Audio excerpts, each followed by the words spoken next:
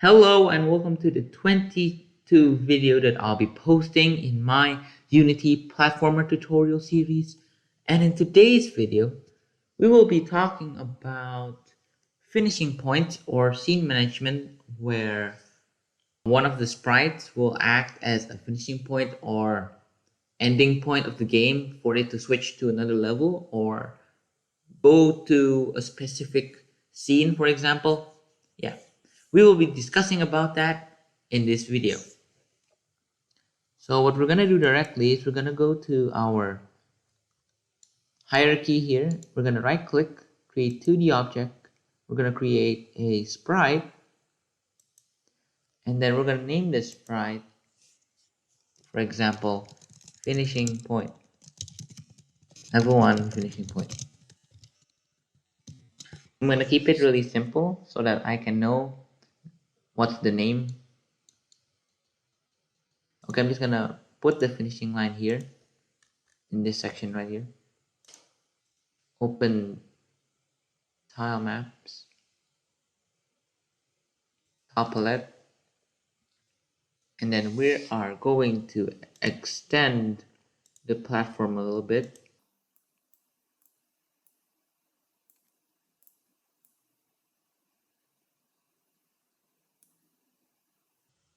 Okay, so once you've done that, once I've extended a platform, I'm actually just going to put my finishing point here, and my finishing point will be a house, and this asset already actually provides us with that. So we can just go to our artwork and the environment, and there's props here, and there's a house. You can simply drag the house to our level 1 finishing point. Okay, and then it's simply going to render, and then I'm going to click on it, and as you can see, it's in the back, and we can just simply go to our sorting layer and just put it in our I'm gonna put it in my, you know what, I'm just gonna add a new sorting layer, and I'm gonna name this finishing point, or finishing point. Yeah, finishing point. So this is just a precaution, and I'm gonna make sure that the finishing point is below the player, and then go to our level 1 finishing point, select the layer finishing point, and as you can see, it will spawn the house.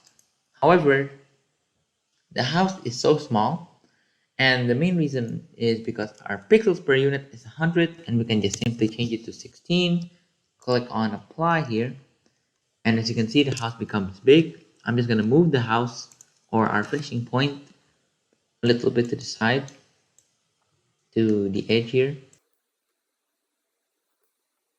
Okay, and then I'm gonna make a box collider for it so that we can program or detect when we are colliding with this, or our player is colliding with this. And I'm just gonna make it smaller.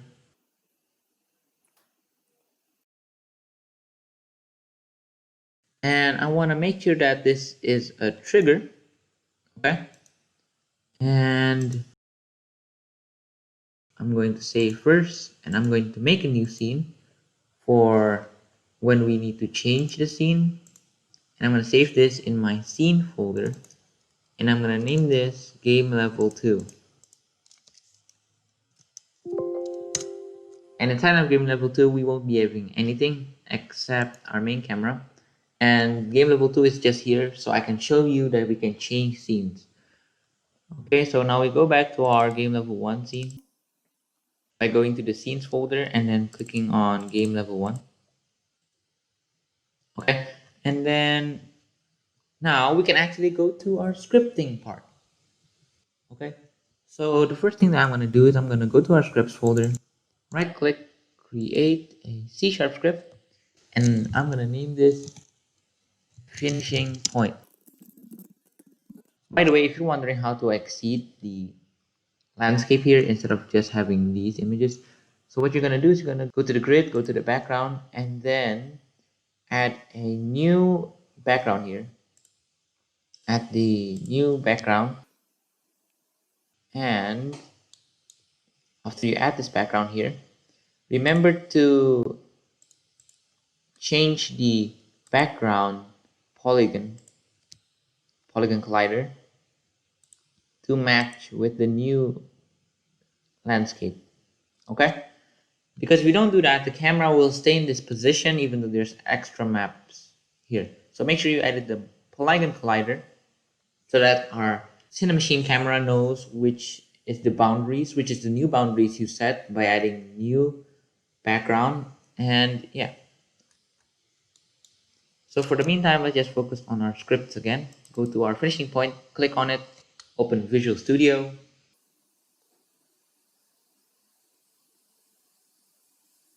And actually, we are going to type in code which is going to be called using Unity engine scene management, because we are going to try to change scenes. And then in the top here, we will be creating a variable, and that's going to be called public, because I want to make sure that I can change this in my game, public, and then we can make this a string so that we can type in the text. And then I'm gonna name this level next load. And oh, actually misspelled public here. Public string next of load. And I'm gonna make another variable, and this is gonna be a integer. So it's gonna be a public int next scene load. In our voice start, we won't be typing anything because this will be a public variable. And I'm just gonna attach the script to the level 1 finishing point. And in our void update, and then type in the next scene load, and then we can just equals to the scene manager, which is the one that manages our scene, and it's in our build settings here. This is our scene manager, and then we can just say we get our active scene, and then we want it to build index, and that means it's basically transferring to the new level. And then we just type in +1 here. That means it's basically going to create our scene load, but then we are actually not going to go to that level yet. We are just basically loading the scene before we are teleporting them. Okay, and since it's in void update, it will always create all of the scenes first. And actually, there are two methods to do this.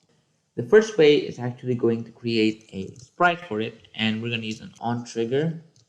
However, the second way is we're going to use a button, and the button method I'm going to teach you in the next video. However, in this video, we'll be focusing on the sprite onTrigger. And just now I said onTrigger, and we're going to type in that code right now. So private void OnTriggerEnter. And the reason why we are using OnTriggerEnter is because, as you can see, our box collider here, it is a trigger. And as long as one of the objects that it will collide has an is trigger on their collider, then we can just say that we are using private void OnTriggerEnter 2D. And then we want to make sure that if our collision object has a tag of player. As you can see in our player here, we have a tag of player. And actually, we're just gonna assign that to our player right now. But we created the tag for a long time, but we haven't assigned it. So now we're gonna assign player with our tag player, so that we can just say that if the tag is player, then we want us to get our largest scene manager. We're gonna say if scene manager get active scene, and then we want to get dot build index, and then we just need to say equals to 5. But this number 5 here, or 1 or 2, is actually the amount of build index we have. And this is for basically the end of the game. So let's just say when we are at build index of 2, of 1 I mean, because we start at 0 here. As you can see, if we go to our file build settings here, scene game level 1 is actually in 0, and scene game level 2, which I will add later on. Or you know what, I'll be adding it right now here. Go to our assets, go to our scenes, go to our game level 2 here, drag it in, and as you can see, it's 1. So let's just say if the scene manager is actually 1, which means that it's in game level 2, or when you're making the game and you have a lot of scenes already, you can just say your maximum number of scenes, and then you can just say win the game, so that we know that it is time for the win scene. And debug.lock is essentially typing a program so that the computer will execute it in our console here. And in the game, it's just used for testing. Okay? And then we are going to type in, if this is already correct, then it's win the game. And then else, so if this command isn't correct, then else we are going to go to our scene manager load scene, and then we are going to, and it's going to ask us for int build index or a string scene name. So we can just type in our string scene name, and that is our level next load, and then end with a semicolon as always. And then we are going to type in if next scene load, which is the maximum number of scene load, is bigger than our player prefs, then we want to get in, and then we are going to get the string key, and let's just say level current,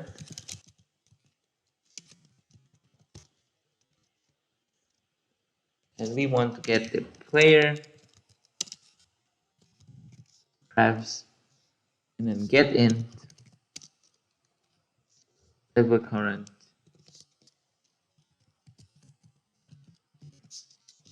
and then we want to get next scene load. Okay, so player pref basically stores and access player preference between game sessions. So basically it's going to ask us if our next scene load is much larger than the current level we are in, then we want to get the current level, and then we get the name, we get the level current right now, and then we want to make sure that our next scene load, which is going to be our build index active right now, and we are essentially in that scene. So we're just telling the computer to make sure that our player prefs is updated, so that when we exceed this number here, when we exceed this number equals to 1 here, then we cannot exceed or switch to the next level again. Okay, so now if we actually click play here, wait, I have not preset our next level. Level next load will be called game level 2, remember? Game level 2. Now we click play, and let's see if I can actually touch the edge of the map. Okay, now I'm gonna touch it right now. As you can see, we are changing to game level 2. As you can see, now our scene is in game level 2. And that is how you change level from one level to another. And that is how our scene manager works. So that's it actually. That's all the programming you're gonna need for our scene management. And now I'm just gonna review all the code we've done. So the first thing is we've created 2 variables. One is a string, and this will be the name for our next load, and one more is for an int. And this int right here is used to make sure that we are building the scene that we are going to change from. Pretend we are in game level 1 and want to change to game level 2. we need the computer to build the game level 2 before we go to game level 1. So that is why we need this next scene load. And this is just a precaution.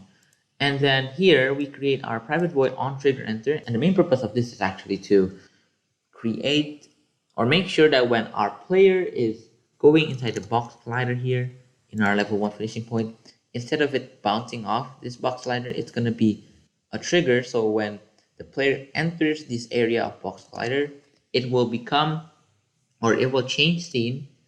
So if collision compared attack the player, which means that if it's colliding with our player, then we want to check if the build index equals to 1, then, or usually you can change this value to like the amount of scenes you're gonna have.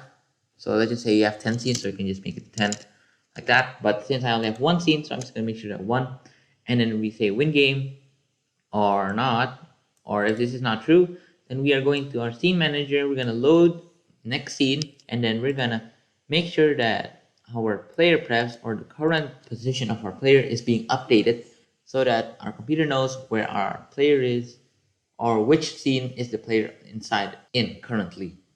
So I think that's it from me today. I hope you guys enjoyed this video. I hope you guys understand more about Unity platformer making, and I'll see you in the next video.